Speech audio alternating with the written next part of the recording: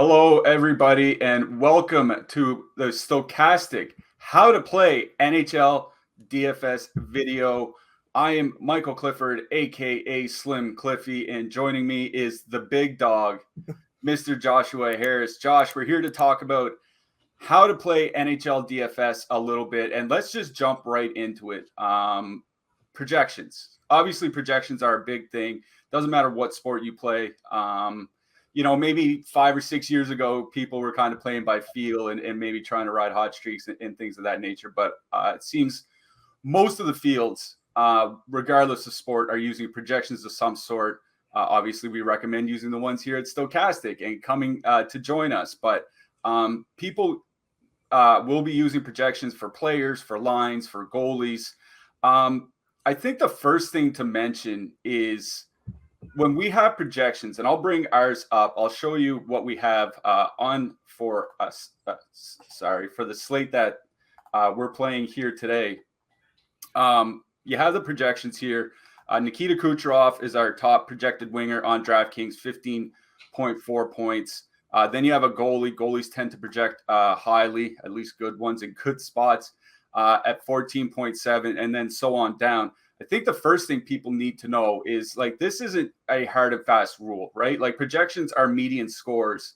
For people that can't remember back to grade 8 or grade 9 math, median just means the score that's anticipated in the middle. So if a player plays 10 games and, there are 11 games and their sixth game is a score of 9 points, then their median projection will be 9 points. It's different from average, where you add everything together and then divide it. So, given that these are just median projections, and there's certainly a lot of upside to some players, not so much on others, how do you approach using projections when you build your lineups?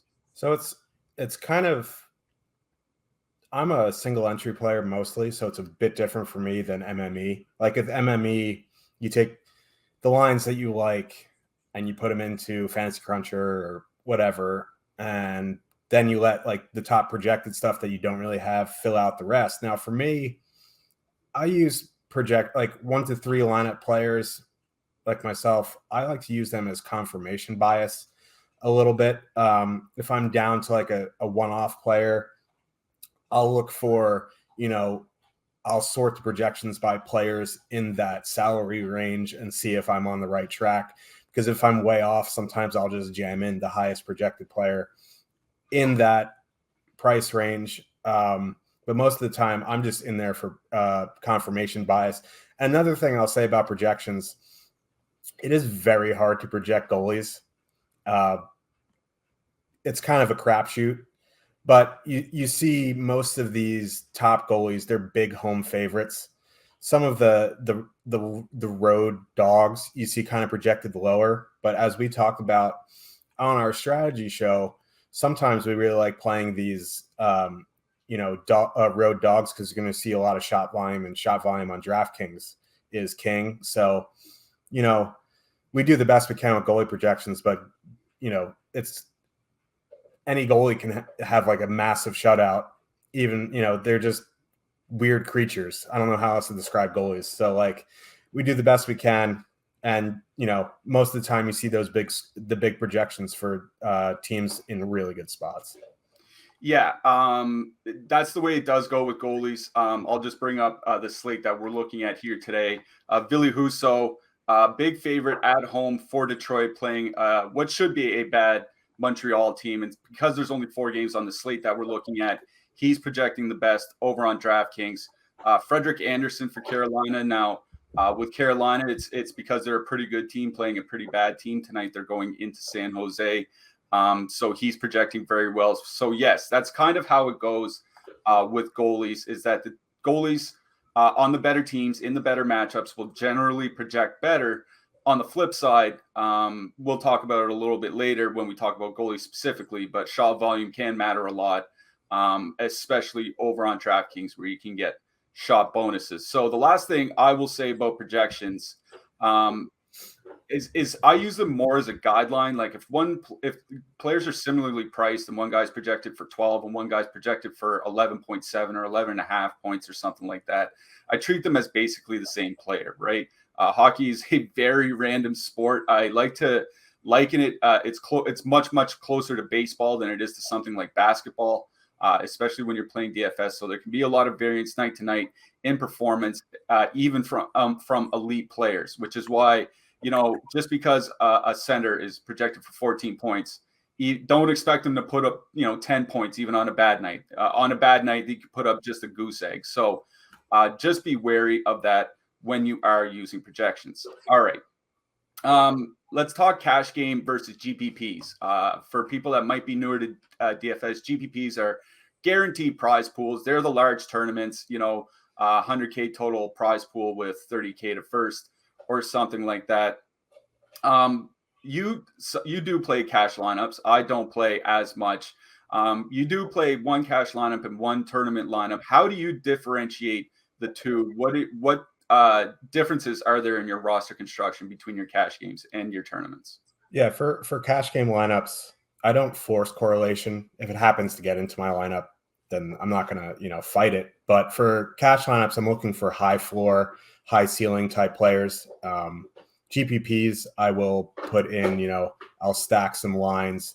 And generally, if you stack a line and they go off, you're going to get a higher ceiling.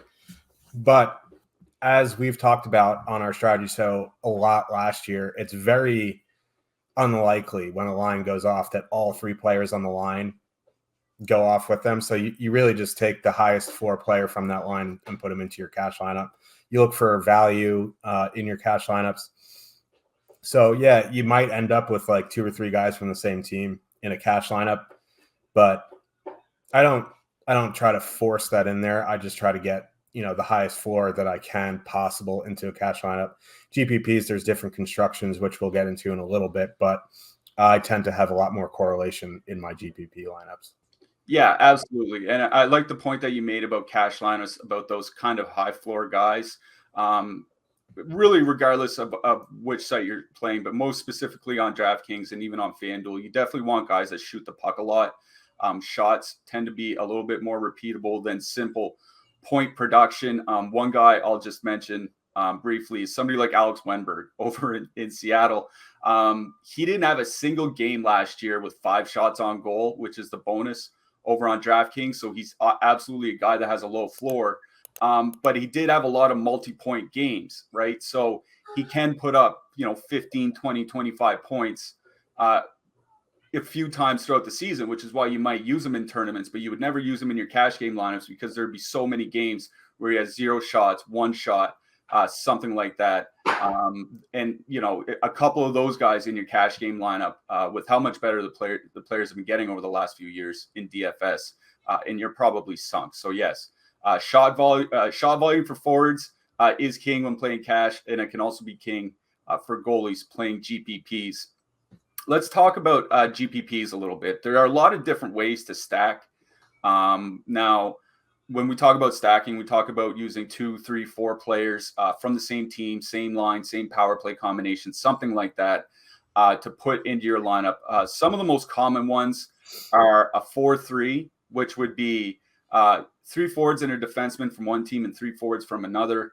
A 3-3, which would just be 3 forwards from one team and 3 from another with a couple uncorrelated defensemen. A 3-2-1, which would be 3 forwards from one team, 2 from another, and then a one-off.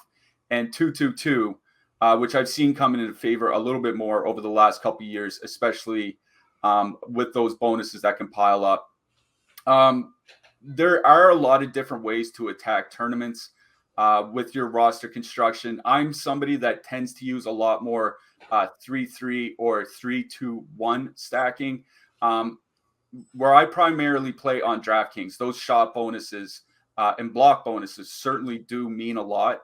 And it's hard for all 3 players on a line to all get the shot bonus or something like that, right? So sometimes you want that one-off guy from a different team that might put up 7 shots and an assist in a given night or something like that. So how do you approach your roster construction? What do you favor when you build? What do you look? How do you build your rosters when you're building your single entries? Yeah, it's very slate dependent, but generally, unless I'm not single entry and I'm in these like 150 max tournaments, I stay away from a 4-3 lineup unless it just happens to, I get it that way. Not gonna, fight that and like, oh yeah, that's great, but it's a 4-3, so I'm not gonna do it. No, if it ends up that way, I do it. But for me, in these single entry contests, I do a lot of 3-2-1s. I'll put 3 forwards and then 2 from another line and then 1 off. And if I happen to correlate my defenseman, I do, but that's not something I force in. But one thing I do like to do in these 3-2-1s is at least correlate one of the defensemen, whether that be a power play quarterback with the guy, with the winger you're using, or a shot blocking defenseman. I like to correlate that sometimes with my goalie as well. But there's plenty like 2-2-2s, like, because we've talked about it's hard for all 3 guys to go off on the same line. You take these high floor, high ceiling guys and put them together. The one thing I worry about with that is if you're using an elite line, trying to make the decision which guy to leave off. And that always, especially in one lineup, can be so tilting. So with these elite lines, I definitely am more favored to going 4-3 or 3-2-1. If there's a slate that doesn't have an elite line where all 3 players are just, like I said, elite, I'm fine with the 2-2-2. Back when, DraftKings was running the 3 stars of the night, I was running 2-2-2s a bunch in that and having a lot of success.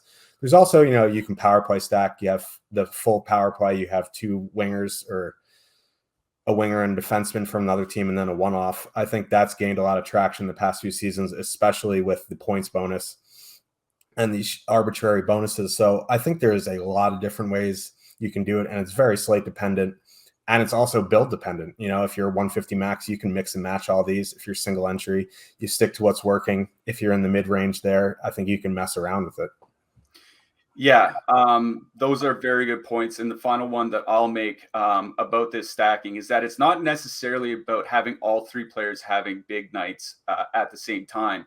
It's about stacking the player that is going to have the biggest night on the slate, right?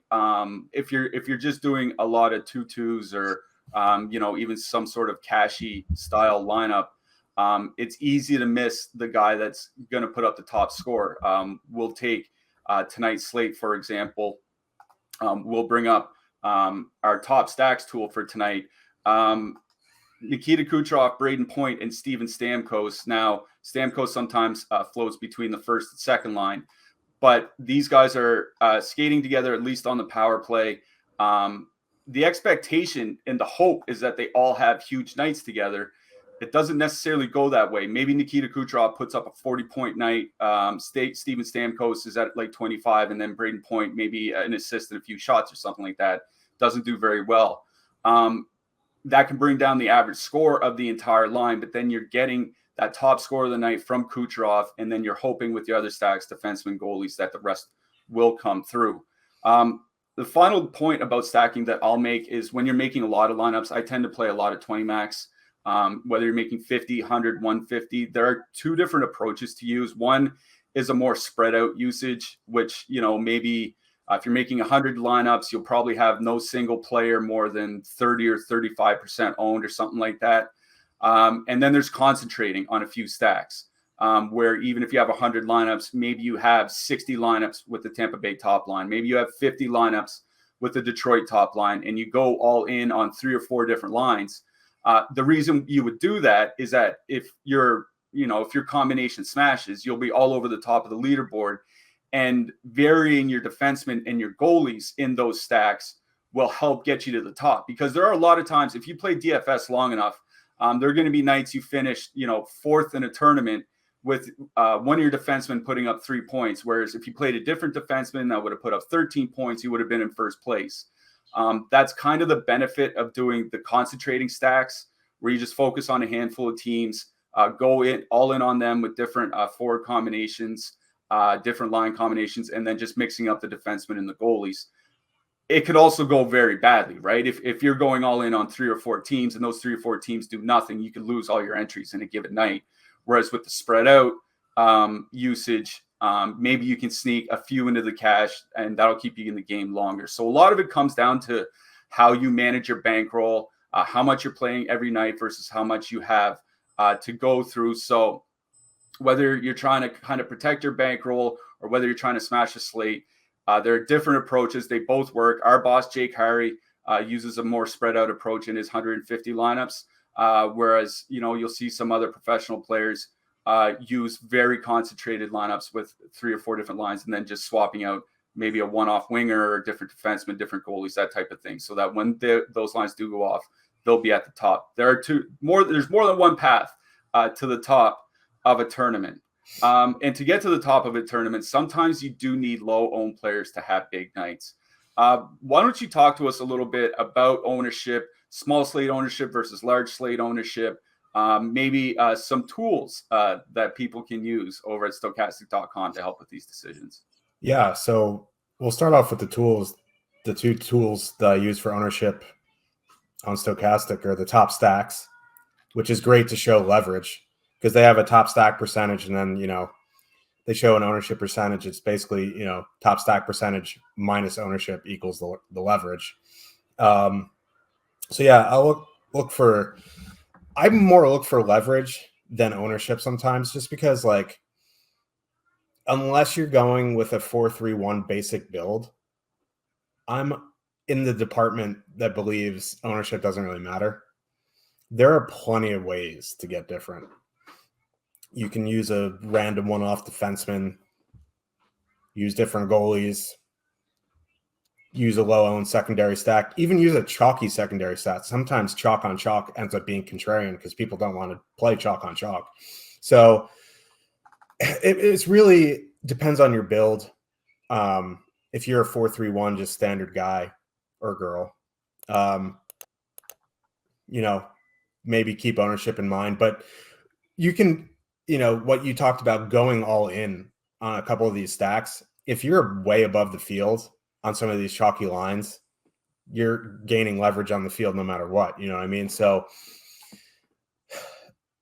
ownership is kind of a guideline for me. I just don't want to make sure that I'm playing just every single chalky thing possible, because how many times does every chalky player hit on the every night? It's I just like to get contrarian in some spots, but I don't force oh, this guy's 25%, but this guy's 5%. I got to put him in so my lineup is different. I play my best guys. I just know that I can get different in my builds. I can get different with my goalie selection. There's plenty of ways to be unique. If I feel like it's going to be a chalky lineup, I'll make a power play stack. There's just ways to get different. So maybe everyone in that power play is over 20%, but how many lineups in that contest have all 5 of those players? It's not going to be 20%. You're going to get yourself different by doing that. So yeah, it might look like you're playing a chalky lineup on individual ownership, but hockey is a very correlated game. And if you have more correlation than the other guy, you're going to have a unique lineup. So it's more about uniqueness than actual ownership, in my opinion. Yeah, I agree with that. I think sometimes ownership can be a bit overblown. I'll just do some quick math for an example. Let's say you're in a tournament with 1,000 players and the highest scoring stack of the night is 30% owned. That means 300 players will have that stack. And then the second highest scoring stack is 20% owned. Those 2 lines will be in only 60 out of 1,000 lineups. And then if you have a 20% owned goalie, you're down to 12. So 0.1% of the entire field will have the same forward lines in same goalie combinations, and every player's over at least 20% owned. And we still haven't even factored in defensemen, which is, as you mentioned, how you can get different, even if you get a bit chalky. So yes, there are, if you're playing a lot of lineups, you definitely want to get in some low owned lines, because we're recording this mid-October. It was just last night. The New York Rangers had a big game on the road with some low ownership in Minnesota and won people quite a bit of money. Those things do happen, especially on larger slates. But I agree with you. I think I wouldn't get super caught up in ownership. I think one thing you and I don't do a lot of is one-off very high owned players. So if a guy's going to be 40 or 50% ownership, we're not just going to stick them into our lineup and then build the rest of our lineup, because then you might run the chance of being duplicated. But I agree with you. I think ownership is a little overblown, not to be ignored completely, obviously, especially when you're picking your one-off and your defenseman and things like that. That's how you get different with your lineups.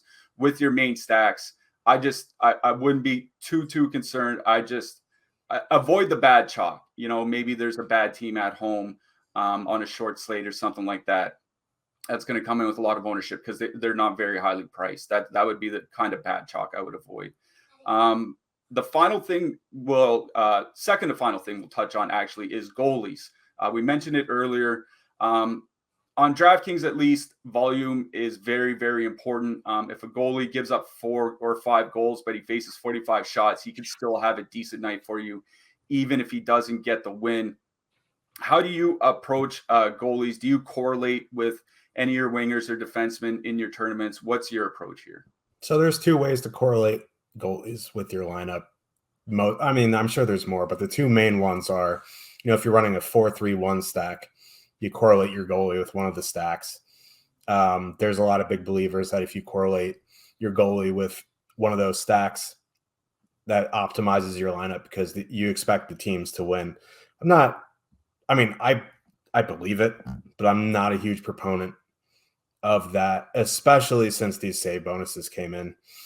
The second way I like to correlate my goalies is I'll put in a goalie and I'll generally, like, if I have to punt a defensive spot, I like to punt with some shot blocking defensemen. So if I'm going to use a shot blocking defenseman and who I think is going to block a lot of shots, that means I think their goalie is going to save a lot of shots as well. So I'm going to put in that goalie as well, kind of compound the scoring there. So, and then, you don't have to correlate goalies. You just play your favorite goalie.